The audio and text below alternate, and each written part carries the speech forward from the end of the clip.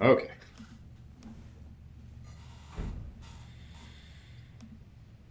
I believe we are up and running on everything now. All right. Welcome everybody to the 034 Motorsport Zero BS live chat. I'm Javad Shotzi and this is Nate Stewart. We're here to discuss all your questions about all things 034 and certainly anything Volkswagen, Audi, and automotive in general related. Please ask your question in the comment field of the social media platform that you're experiencing. The questions are transcribed to these space age devices here, and then we can respond to your questions that way.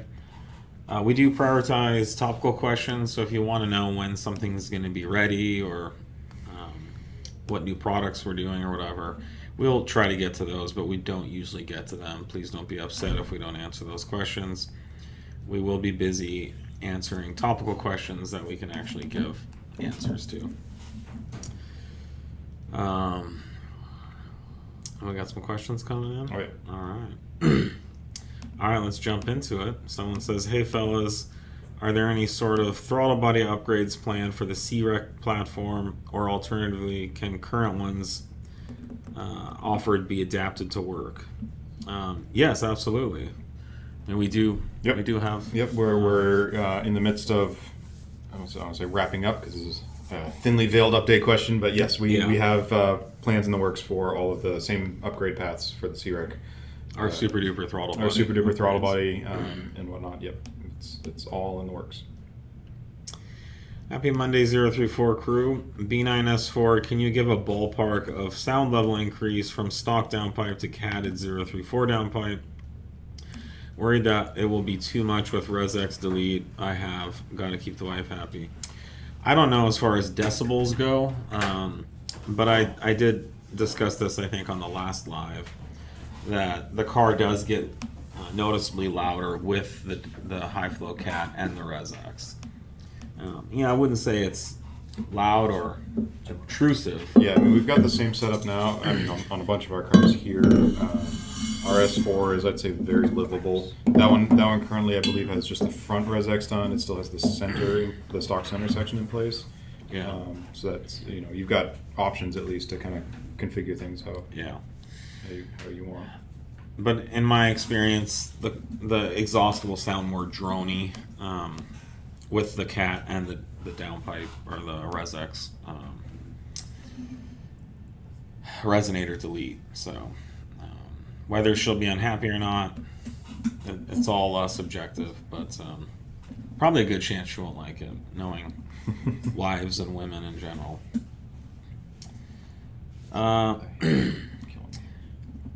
Do you all sell replacement O-rings for the B9 PCV hose? Replacing the PCV itself, and notice that the O-rings got pinched badly or not reusable. Yeah, shoot us an email, techsupport@034motorsport.com. We do have a program to offer subcomponents, replacement parts like that for sale that aren't listed on our website. Okay.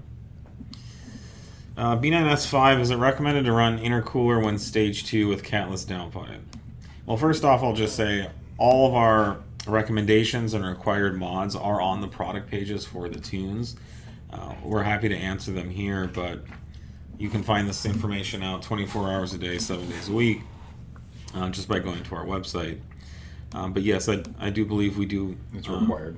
We do require an intercooler for stage 2 with catless downpipe. Yep. And that's not only for safety and functionality, but to hit the advertised numbers that we provide, you're going to need an intercooler. Well, and there's no reason to be running that tune at all without having supporting mods that would necessitate that. Well, I know, but the supporting mod is there to support the power. One of them is, yes. Yeah.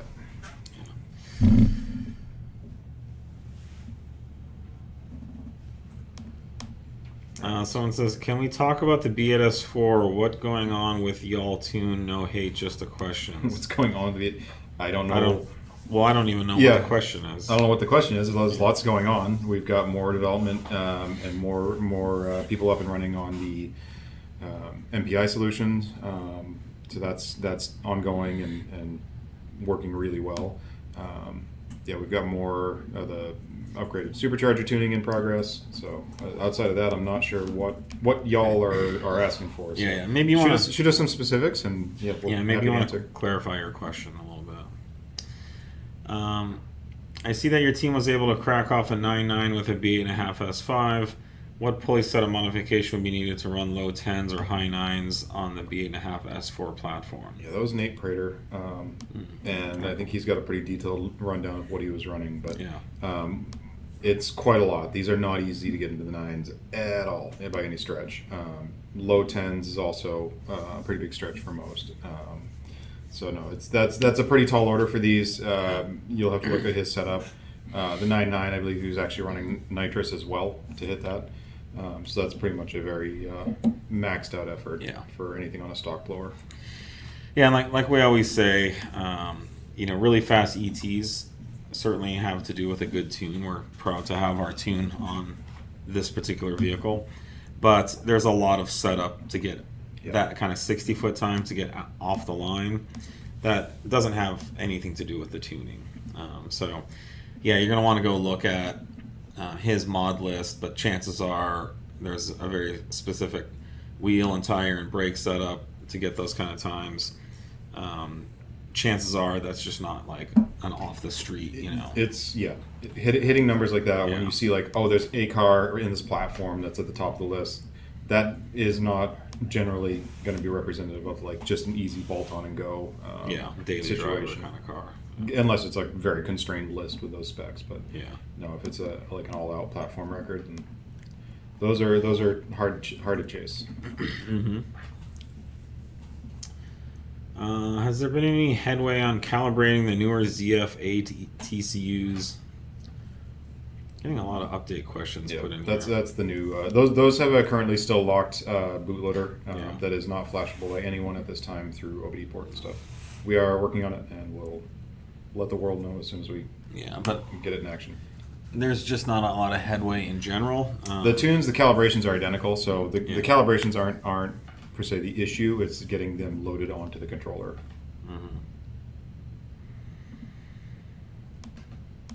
B9 S5, 140,000 miles, tuned 100,000 with 034. Wow, it's impressive. Nice. I think my wastegate is sticking. Calls for boost, but sits at 2 psi. No boost first mile or two. Ideas on fixing without taking off the turbo. I mean, if you're getting boost back after a mile or two, that's pretty bizarre. There's some maintenance stuff that needs to get looked at here, whether it be stuck bypass valve, stuck wastegate, some other. I mean, those would be the first two I'd look at. But yeah, it's going to be tough to diagnose all that without. I mean, you can look at the actuator on the wastegate at the top of the turbo, and see that it's moving with the vehicle off versus started, and stab the throttle. You should see it cycle. So that is certainly doable. This is one of these questions. Says, I really want to choose you guys to tune my car. Baited. I hear a lot of reported engine blows compared to Jackal. I'd like to know what reported engine failures you're referring to, because we're not really aware of them.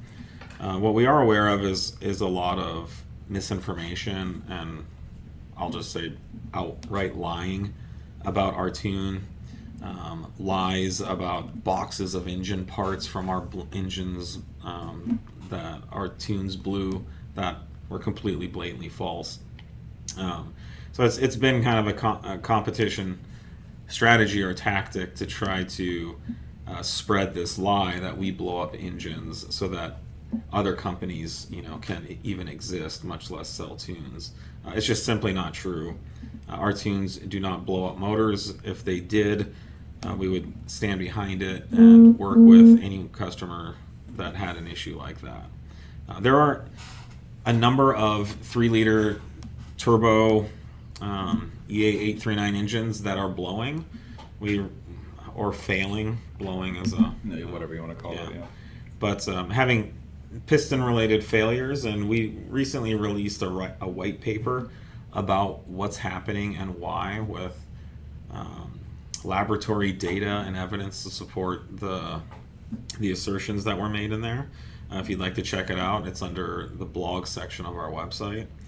But I can assure you and guarantee you there isn't a more safe or reliable tune on the market, and probably not a better performing one either. Yeah. Just simply the amount of R&D, time, and effort that we've put into this tune, no other tuner on the market for the B9 even compares. I mean, we just had someone say they've been running our tune for 100,000 miles. Right. We have in-house development vehicles that have run that many miles. Not to mention just one car, not to mention all the other cars. So no one else's tune on the market sells as much as ours does, is run on as many cars as ours is, has had the engineering R&D and tuning and calibration optimization that our tune has. So if you go with our tune, you're getting the best tune on the market, you're getting the safest tune on the market with the most time, effort, energy, and expertise put into it. So, go ahead and make your choice, but just be really aware that there are people lying to you to get your business. Yeah, we follow and track anybody that brings an issue of any kind of hardware, suspected compromise or issue or problem. There's currently zero in our, upper level support system where we track that. So this isn't a thing. I mean, an ongoing thing, or it is a fabricated number of cases that keeps getting repeated and parroted out there. That's just not based in reality. Yeah, and one of the people that was doing it is a proven liar. So. And we've called it out before. That's nothing new. It's got a bandwagon of people that just like to repeat the same narrative without any kind of facts that go behind it. Someone says, "How was Monterey Car Week?" It was awesome as always. It was a blast. If you ever get a chance to go, even if you get a chance to just go to Monterey and just like park on the side of a road somewhere and put out a lawn chair, you will see the most epic cars. I saw someone did a reel, and they said, we're going to film for 10 minutes and count the value of cars that drive by. And I watched it, and they weren't wrong. Over $200 million of cars drove by within a 10-minute period. That may have been an above-average 10-minute period, but they're not making it up. I mean, just driving around town, it's like, there just went a $20 million F40 someone's driving on the street, or you name it. It's unbelievable. Yep. So yeah, it was great. I had the honor of judging at the Legends of the Autobahn in the Audi tuner class, and the SRS class, and then we just spent the day on Friday at Laguna Seca at the Monterey Historics, seeing vintage, up through the mid-'80s F1 cars going on track and actually racing each other. Yep.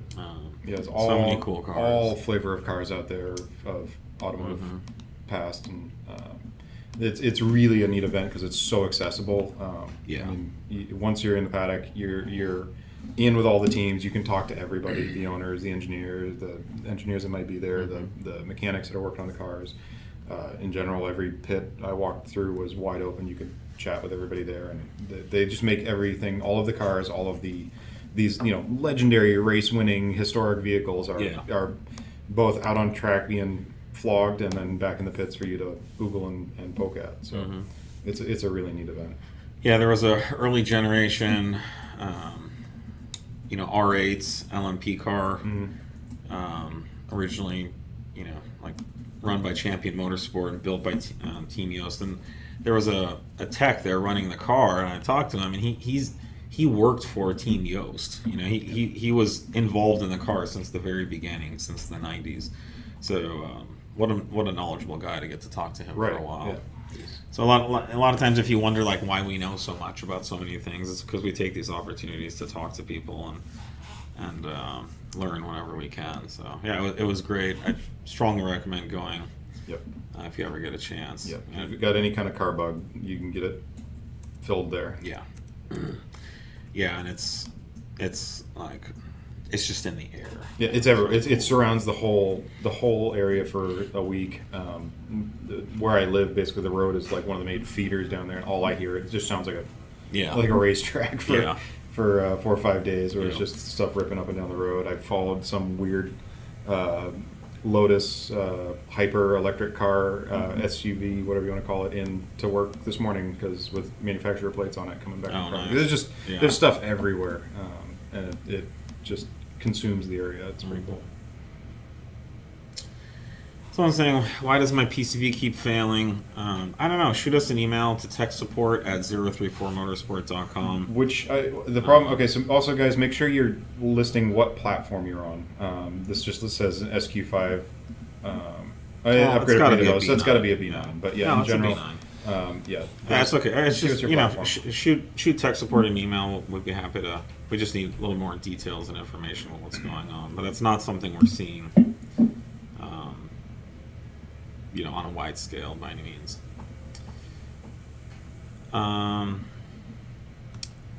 Optimal size wheels for road racing, 2016 Audi S3.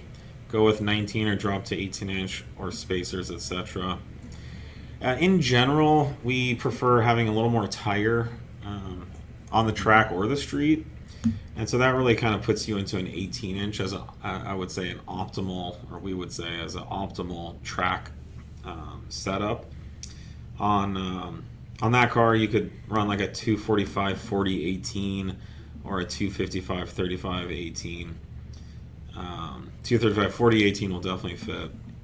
But that's going to give you a little bit of extra sidewall, a little bit of extra compliance, and that extra compliance is actually really good for grip. 18-inch tires are also cheaper in general. Than 19 or even a 20-inch or something like that. But if you try to go fast, say like on a car like that with a 20-inch, you just have so little tire left. You're like in pretty much like a 20 series, and that just actually isn't as fast because you don't have as much compliance to keep the tire tread on the road surface. Not to mention you're going to be spending a lot of money. A lot more money on tires, so yeah, the 18-inch is the way to go. Our ZTF wheels are perfect fit, shouldn't even need spacers. They're designed to fit without spacers.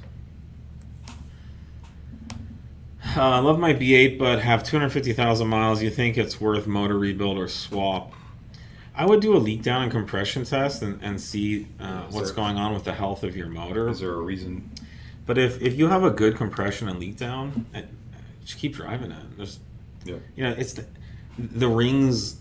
That means the rings are in good shape and they haven't worn out. Your bearings and stuff aren't going to have an issue unless you have an oil pressure problem. Those just don't really even wear out. If you get to a certain point, your cylinder wall has worn out. That's going to affect your compression and leak down. But if you have good compression and leak down, you're just going to have to worry about the ancillaries. Your intercoolers, your cats, things like that, which I'm sure you've replaced. Yeah, you'll be getting up there. Timing chain work is going to be done. Make sure that's it's going to be a maintenance thing. But I mean, motor rebuild or swap, that doesn't come into the picture until you've got some other really catastrophic issues going on. Yeah. What exhaust system would you both recommend for a 2019 Golf R? I've been looking at Milltek. Milltek makes great exhausts, and if you really want to go that route and spend the money to replace your whole exhaust system, you can. For us, our ResX is our answer or solution for that, and it will give you the sound, of a much more expensive exhaust for just removing or changing the way one of the resonators on the car works. If you combine it with our high flow downpipe, it's gonna be a good sounding exhaust system. So yeah, and it also pretty affordable to do compared to far less expensive. The new Prototype TTE8XX. Are you going to make a map for that new turbo? Yeah, of course. I mean, if it needs it, it is going to need its own calibration. Yeah. 100%. Yep, it will have that. There are going to be some different required mods and whatnot for it as well. So yes, there will be Yep. More information to follow on that, but it is not. You can't just throw it in place of your 810 or whatever file you've got there. Yeah.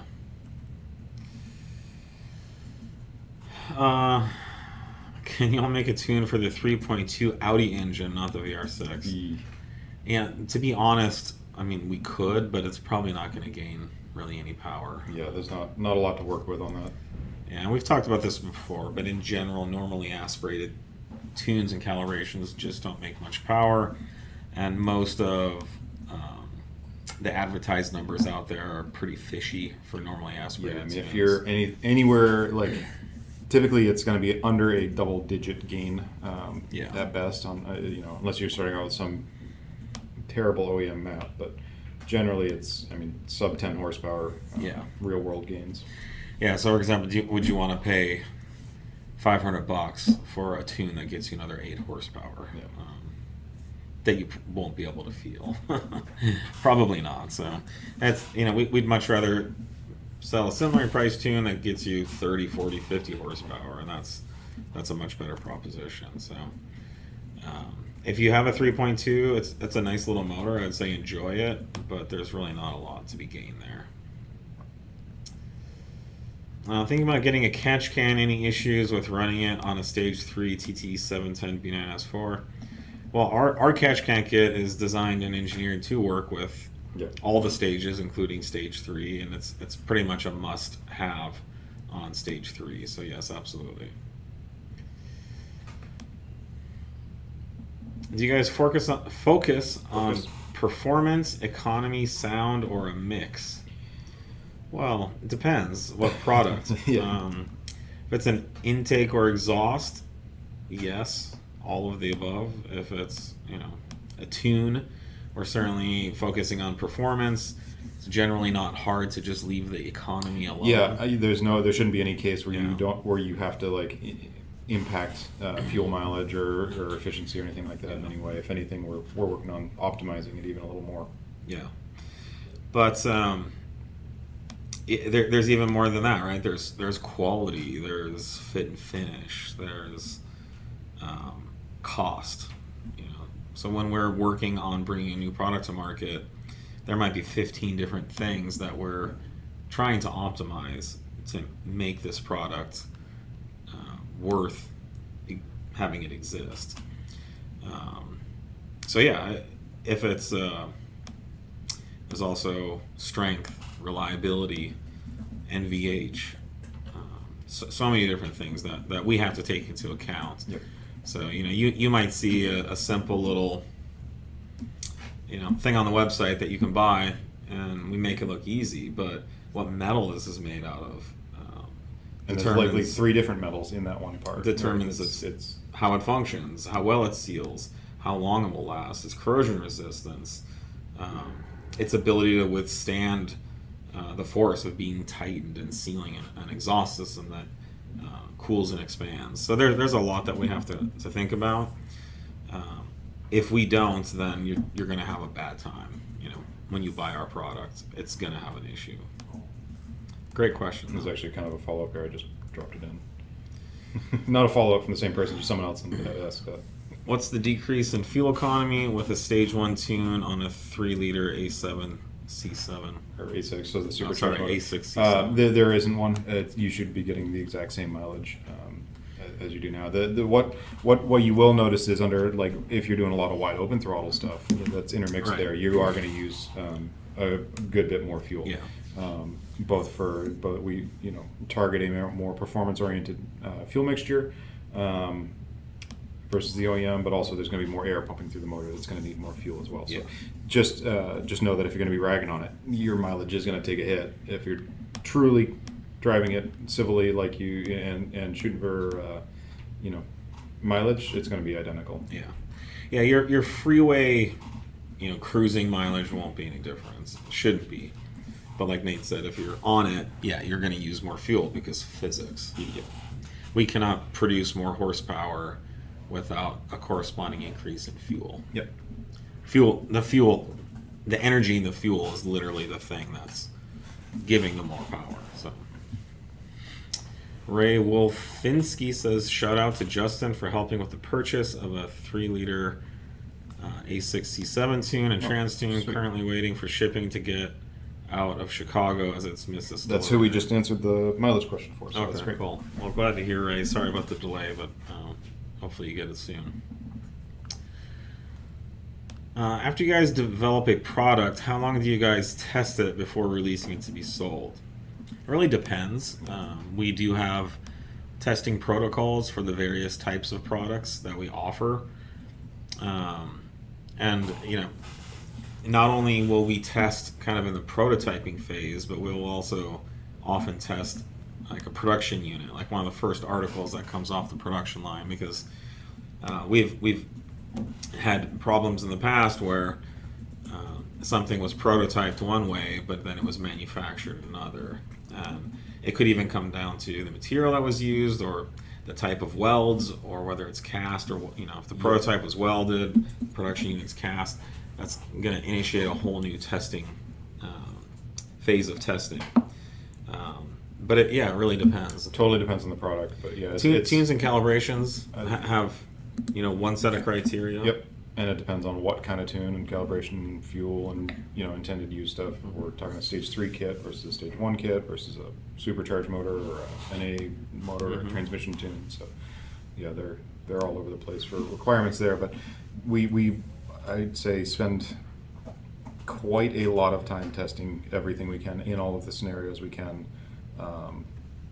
You know, I can't speak for everyone out there, but I'd say that there's probably few that have as easy or repetitive access as we do to our testing environments. We're very lucky where we are here, where we can go from, you know, sea level to tens of thousands of feet in the same day and conduct a ton of testing in a really short amount of time. That is pretty critical to making these work as OEM as possible.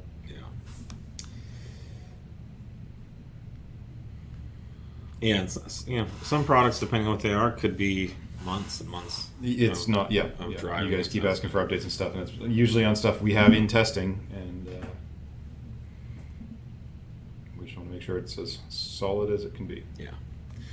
When it comes to B8.5 SAI, or secondary air injection, I understand that your race cat tune deletes the system. However, if the system is clogged full of carbon, will it still need to be cleaned? It does not delete the system. No, it is still there.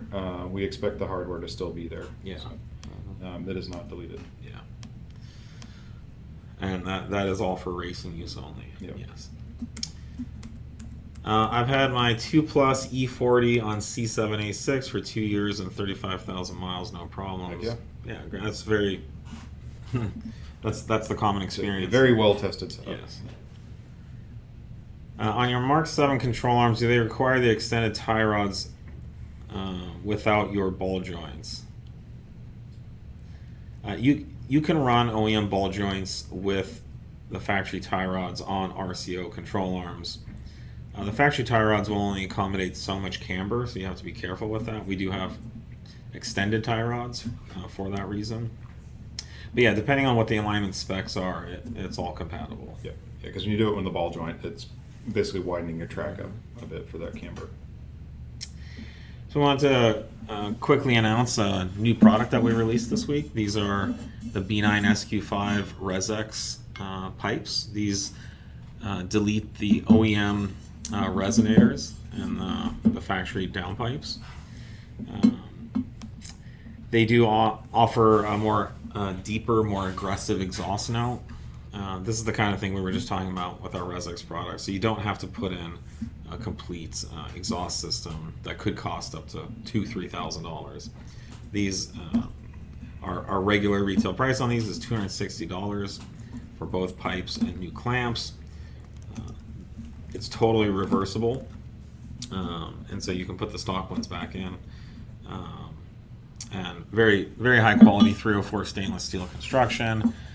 We do this beautiful, what we call a titanium finish on here.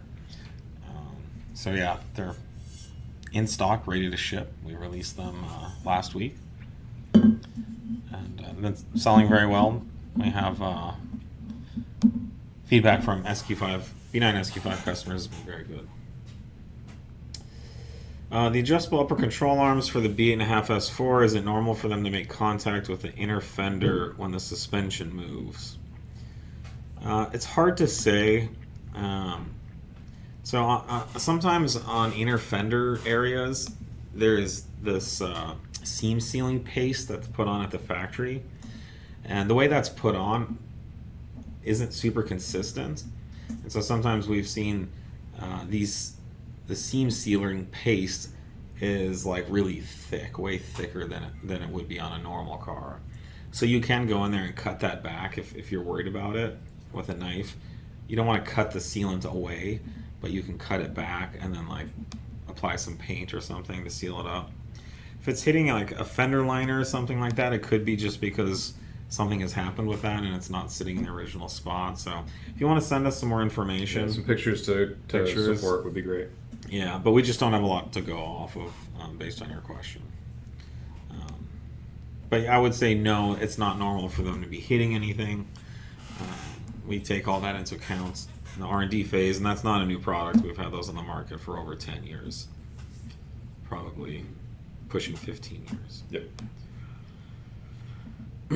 Got a 2023 A4, fastest I can make it. I literally have no budget. Wait, so you $0 to spend or unlimited budget? You have an unlimited budget, sounds like. Tuning, we're working on some of those. Right now we don't have any kind of ETA for that stuff. That's outside of the current support that we have. So as far as outright acceleration stuff, we're a little limited there. Yeah. If you really, want to make a B9 A4 go fast, you could get it earlier, first generation, pre-facelift. A lot more options there. But yeah, we offer full suspension and chassis upgrades for that car if going fast around corners is what you're looking to do. But yeah, as far as making a lot of power, a 2023 A4 is not the best option right now. There's really not a lot out there for those. I can only access on a regular basis 90 octane in Alaska.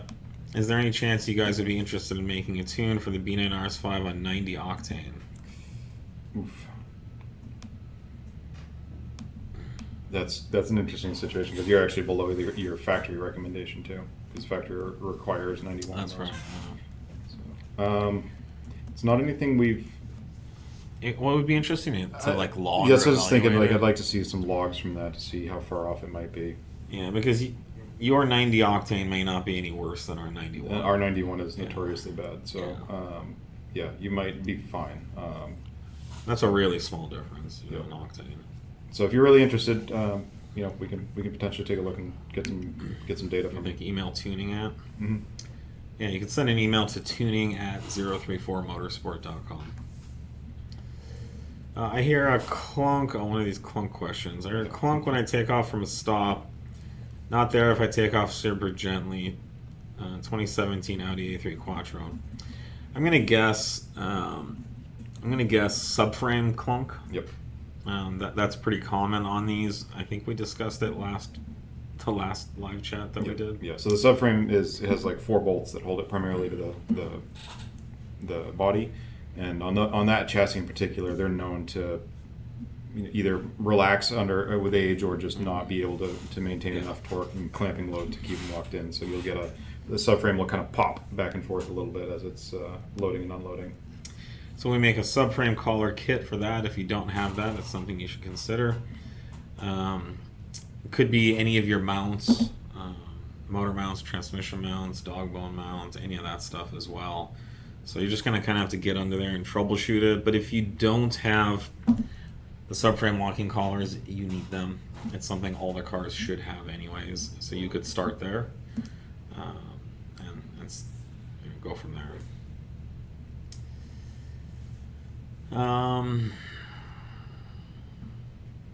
What are good power mods on a B9 S5 besides downpipe and tune?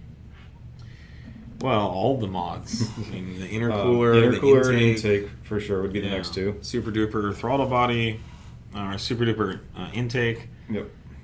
Turbo inlet upgrade. Turbo upgrades. You got all kinds of We have options all our there. Stage 3 options as well that make those cars legitimately fast cars. So yeah, just you know, the basic Stage 1 or Stage 2 tune and the downpipe. That's just, you're at the very beginning of what's possible. Yep. Did they say what fuel they were on too? I mean, if you have like E85 available to you, that's like a whole nother bump in power. Mm-hmm. Just bought a manual B8 S4. What's the difference between the rear sway bar only versus benefits of the combo front and rear? So we for years only offered the rear bar, which we found allowed the car to give it that more aggressive turning, more towards oversteer on lifting throttle applications. And what it didn't do is give the whole car flatter handling. It was definitely flatter than stock sway bars, but what we found is there's customers that are looking not to drive the car real loose. They're not looking to go into a corner, you know, sliding into a corner, but they just want to turn aggressively into a corner, and they're not necessarily sliding the car or anything like that, but they just want the car to feel flat and planted. And so the front and rear sway bar combo not only maintains that more aggressive handling attitude, it gives the car overall more flat body roll and flat handling and steering. So if that's really important to you, you know, you can go with the full sway bar setup. Otherwise, the rear bar setup gets the job done as far as getting the car to turn and making it handle flatter, but not as flat. What do you have on your B8 S4? Just the rear. You still have just Yep. the rear. I'm a fan of pretty tail happy cars. So Yeah. Yep. Do you feel like there's excess body roll or more than you'd like, or? Not really. No. It's not bad. No, but you no, they're definitely not feel bad. it Yeah, if you went with the full. You would feel, yeah, it would certainly feel more. Yeah. It's usually a much tighter response on turning as well with that. That you'll notice with the front sway bar on there as well. You don't have that like transition, the weight transfer that's happening. Yeah. I'd say the first two questions are pretty updating. We have a lot of questions to get to. I saw a video of a guy driving a Mk7 GTI with your dog bone and it snapped on him. Is that a known issue, or does he just suck at driving? Because on his page he beats on it and sucks at shifting. Thinking of getting your mount for an A3 S3. No. Yeah, that's very not a common thing at all. No, in fact, I think I know who you're talking about, because this one case came in through engineering that I'm looped in on, and we're trying to evaluate what could have possibly happened. But this is the first real known failure that we know of with our lower and upper inserts. Yeah. Ever out of like many thousands of units sold. So no, it's not a common problem, and I think anything can break if you like are really hard on it. So if you're doing a lot of big clutch dumps and things like that, it will be a matter of time before you have some type of mount break in the car. The dog bone takes on all the brunt of that kind of stuff, especially if there's wheel hop. It's really hard on that mount. So yeah, no, definitely not an issue. You could buy that and install in your car with a lot of confidence. Have you considered developing a Bluetooth module that can be permanently installed? You basically already have one in your dongle. If you really want, there's a bunch of aftermarket options you can do that'll kind of split the OBD connector, and you can either tuck it in the dash or mount it elsewhere. But it wouldn't really be any kind of a different piece of hardware than what that dongle already is. Yeah. Regarding motor mount stiffness and bushing inserts on all MQB front-wheel drive models, when is stiff too stiff? What should be necessary to make stiffer when abusing the suspension regularly? A lot of what makes something too stiff is related to NVH, which is really comes down to the comfort and sanity of the person who's driving the car. Some people cannot or don't want to have any NVH, minimal to none. So the compromise there is you end up with more drivetrain movement, less stability from drivetrain components, more deflection and movement in the drivetrain when power is applied. The good thing is quieter, no vibrations, no harshness. So the stiffer you get, the better your drivetrain control is, but the NVH goes up basically exponentially. There is a point where you don't necessarily want solid mounted, because there is a need for some kind of movement in the drivetrain. It doesn't need to be a lot, but typically solid mounting will result in something breaking, because there's just the forces and the misalignment and the twisting and the torquing, those forces have to be accounted for, otherwise something will end up giving. So for all these different needs and dynamics, we offer our density line mounts that have typically street and track density, and then we offer our track sport line mounts, which have street sport and track sport. So typically there's 4 different mount stiffnesses to kind of meet your needs, anywhere from daily driver, real low NVH applications, all the way up to like full race car stuff. Even our street density stuff will perform better than stock. It'll reduce movements and you'll feel more connected to the drivetrain. So everything's an upgrade, but you kind of decide how much NVH you get. I was surprised to see I only have 1 link exposed on my timing chain tensioner for a B9 A4. Just past 100,000 miles. Lots of talk about worn timing at 100,000 miles on these motors. So I was particularly surprised. Yep. Yeah. It's just good maintenance, good oil. Maybe it's hard to know what lives these have all lived. Mileage isn't always a perfect correlation to parts wearing. So good to hear. For anyone listening, what does that mean, 1 link exposed? I would have to see what he's actually referring to on that one myself. I believe it's the deflection in the chain for the timing advance or the cam phaser advance. Okay. But I would have to see what he's speaking to on that one specifically. But in general, you'll get chain stretch, and you'll start to get further and further out of spec on your cam phaser adjustments. Yeah.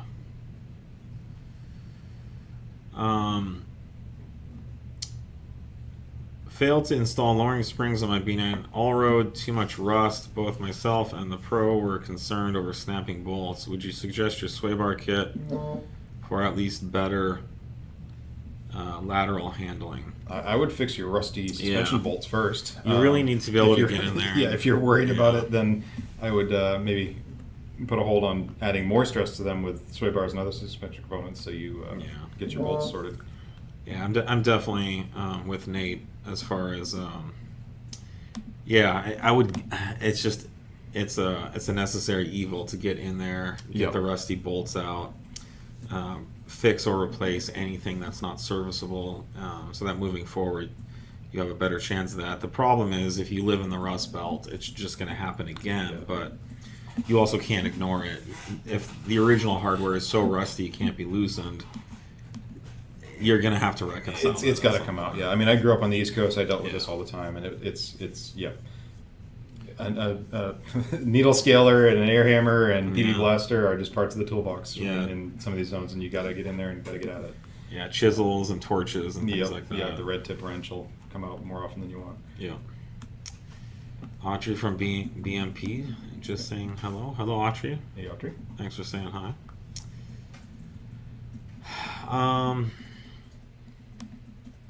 Let's see. I got a lot of questions. A lot of questions piling in here.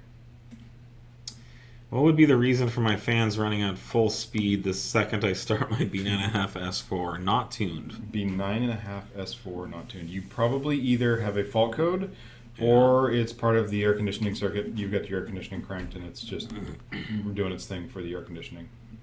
Mm-hmm. And it's probably not full speed. Those things will rip and when they're in like full like over temperature protection. So if it's doing that and the thing sounds like a turbine, like it's going to take off and pull you forward, you should probably have fault codes that are associated with it. So I'd do a full scan of the car and check it out. But yeah, turn your HVAC off, see if that changes it. B8.5 S5 running 0 through 4 stage 1 crackles on with stock exhaust. Am I cooked? Stock exhaust. I mean, no. We only allow that on the test pipe stuff. Yeah. The cats, we don't typically like to run those. What's the opposite of cooked? You're raw. Frozen? I think you're raw. You're raw? Okay. Yeah. Chiller. The new live setup is about 30 times better. Really captures Javad's good side. Oh, hey. Oh, very nice. I We didn't should know I had a switch good seats side, sometime and so see if- I'm see very if we happy to really hear change that. that. I thought both my sides were bad. That's just me. Very good to hear. Notice they didn't mention my good sides. Is there a way that you can protect your software and allow us to change tunes without internet access? They give an example, but it's not necessary. Yeah, I mean, it is something we are, I won't say working on actively right now, but it is something that is feasible. There is Basically map technical. switching, right? Yeah, there are ways we can do that. Yes, it has been discussed. It's honestly been very rare that it's been an issue of any kind. Can I use VP Racing Octane Booster with 93 and get 100 octane for a race day? And how effective is this method? What I need to reflash higher octane? Your second question in there is the real question: how effective is this method? No one can accurately measure that. We do not and have never recommended octane booster in any case. Yeah, to use an analogy, using octane booster is sort of like the pull-out method of birth control. You just don't really know what you're going to get, but it might work like 10% of the time. Or you might end up with some big bills. Yeah, a lot of crying and pooping your pants. Yeah, but yeah, no, octane booster. I mean, it's kind of I'd say it's not snake oil. It probably does something, but being able to measure what that actual performance change is, I wouldn't rely on that, especially not if you're like on track, like under the most extreme conditions. But you can put a motor through. Yeah, does octane booster boost your octane some amount? Sure. A lot of times it's just a bottle of toluene or whatever, and you can calculate the octane. So you might be pouring in 12 ounces of toluene, which is like, I don't know, 130 octane or something. But yeah, to bring a tank of 93 up to 100 octane. So like, how much would 12 ounces of 130 octane in a 91 tank or a 93 tank, what would that even do? It might bump your the whole tank of octane up half a point, or I don't know. It might get you to 93.5. So octane booster is nice. I think it originated in if you experience some detonation, some pinging, and you need to kind of take the edge off, you can pour a bottle of that in there, and maybe it gets you that extra half a point or point of octane that you kind of need. So the only real way to get to 100 would be to mix in a known amount of, say, like 110 octane or something like that, and then you could run some ratios on 91. How much 91 would you need? How much 110 would you need to add to 91 to get to 100 octane? The best thing is just to buy some 100 octane. That way you know exactly what you're getting. A lot of racetracks do sell fuel like that, but octane boosters aren't it. They're not. No octane booster is designed to bump your octane that high. 7 points, yeah. Reliably, with any kind of precision. I've seen a prototype turbo from TTE for the B9 S models. Does this turbo require you to upgrade the internals? Yeah, this is the turbo that was referred to earlier. We have been testing this turbo for TTE for a while. Yep. The turbo itself could require upgraded internals at some maximum boost level, but whether you need internals or not has less to do with what turbo you're running and has to do with the amount of power and torque you're producing. And so with our tuning and calibration, we can manage the torque curve to be at a safe limit for the factory rods. And we can do the same for this turbo model as well. So really, what is going to determine whether you need upgraded internals or not is not the turbo, it's the tune. And so at some point you'll see we will have tunes that require upgraded internals because they run a certain level of boost, torque, overall power output that would exceed the factory rods and bottom end strength. So look at the tune and the recommendations or requirements for the tune, and that's going to tell you. Just a quick follow-up to the octane booster question. I just found a quick calculator to do it. So if it was in theory 130 octane in the bottle, Yeah. and you're coming from 93 to go to 100 on a tank, you'd need 2.8 gallons of octane booster. Yeah, not like 6 ounces If or it's whatever those bottles are. they're like 6 to 12 ounces, but Yeah. if it's actually 130 octane, the ones I'm finding here are like 100. So I mean, you can't. 108. I mean, yeah. I mean, what's the octane of toluene? Oh gosh, I don't think That should be readily available. 120. So 120. it's even more than that. Yeah. Yeah. So the best thing to do is, if you're interested in octane booster, is you could go buy. Yeah, you need almost 4 gallons of it, and that's 5 that's gallon assuming cans. toluene you're getting is Yeah. correct and pure and is going to combust properly. Should be like I would laboratory say- grade, yeah. I would say stick with formulated fuel boosters. Yes, much safer. All right. Does the B8 RS5 make a good track car? Yeah. Oh, B8 RS5? Yeah, absolutely. No, those things are a hoot. They're instant power, super linear. Yeah, our customer and friend, Mayer, used to track a B8 RS5, normally S-rated. Yep. He had a lot of fun in that thing. They're great cars. They're awesome. I mean, they're quick cars. They're not going to be the fastest thing on ripping down the straight, but Not from a horsepower. they're super fun. And depending on the track, there's a lot of tracks that'll fit that car very well. B9 S4, do you recommend any other intercoolers for B9 besides Wagner if I'm only planning on stage 2? Now, Wagner is what we use here. We will likely eventually have our own that we'll also wholeheartedly recommend, obviously. But for the time being, I think we believe the Wagner one's the way to go.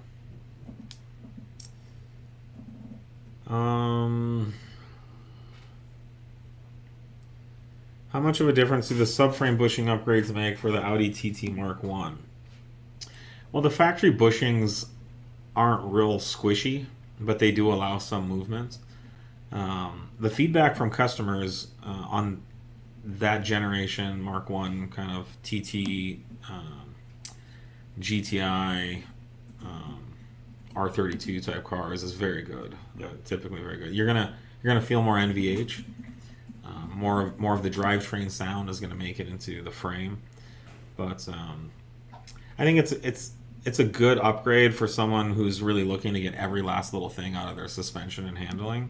I wouldn't say don't do it as your first upgrade. Certainly for a track car or race car, it's a must-do. 8V.5 S3 after sway bars, springs, mount inserts, camber, tires. What's left to max out pure grip and corners? Alignment. Alignment, yes. Yep.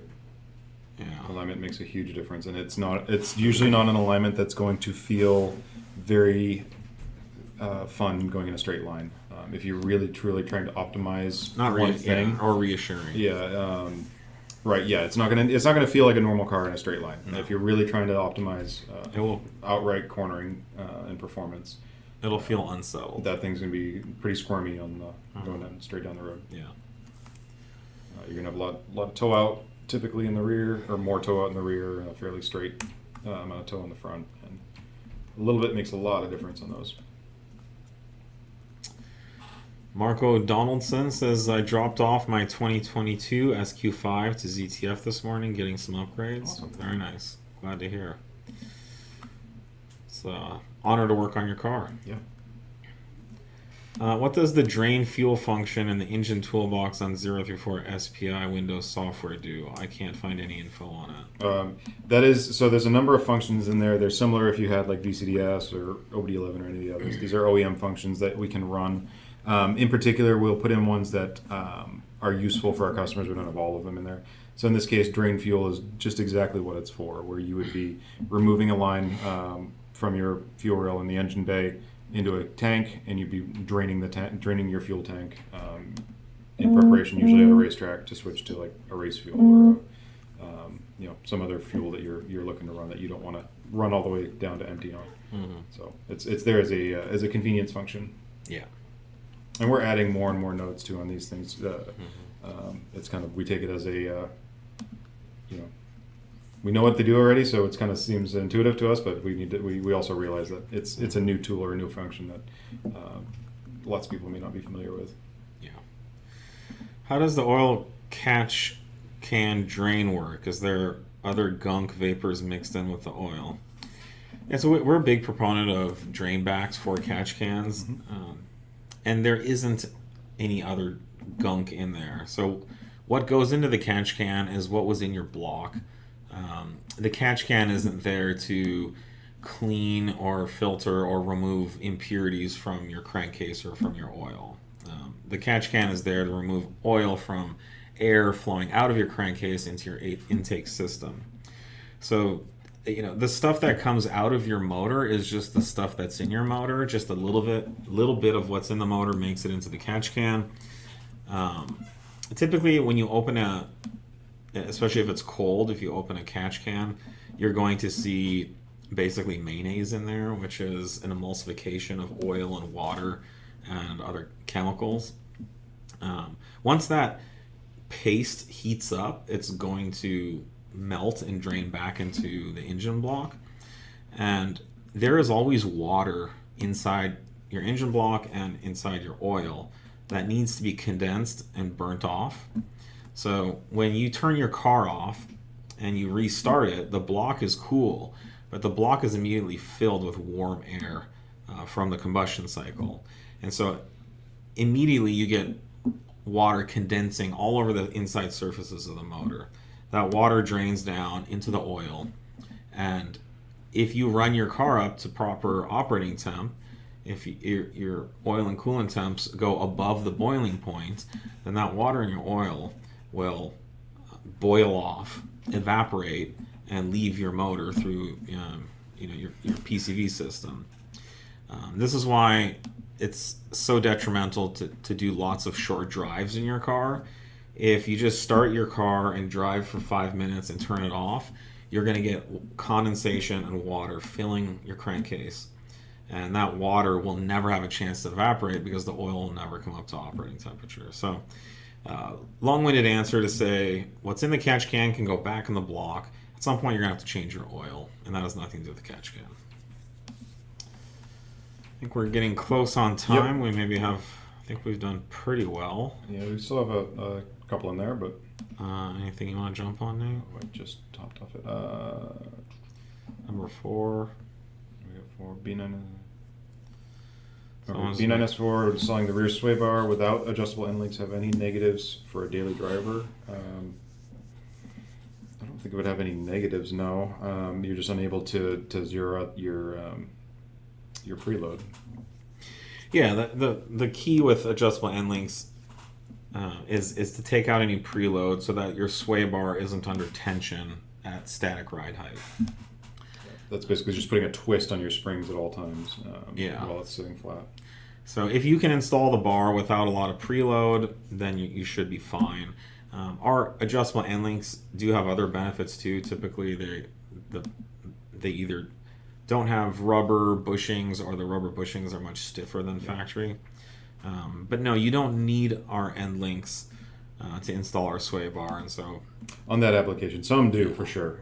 Some need it because they break. Because they're just like a little, quarter-inch rod welded to a car. Like B8 S4 rear needs it. The factory end links will just snap in half. Mark 5 rear is another one that also needs it. Yeah. Got to roll race my B8.5 this weekend with your Stage 1 tune and intake. Car absolutely ripped. Awesome. I'm glad to hear you're having fun out there. All right, well, I think we're going to wrap up. Yeah. Thanks again for all your questions. Thanks for joining us. I believe we will be back next week. Absolutely. Same time, same channel. Cheers. See you guys.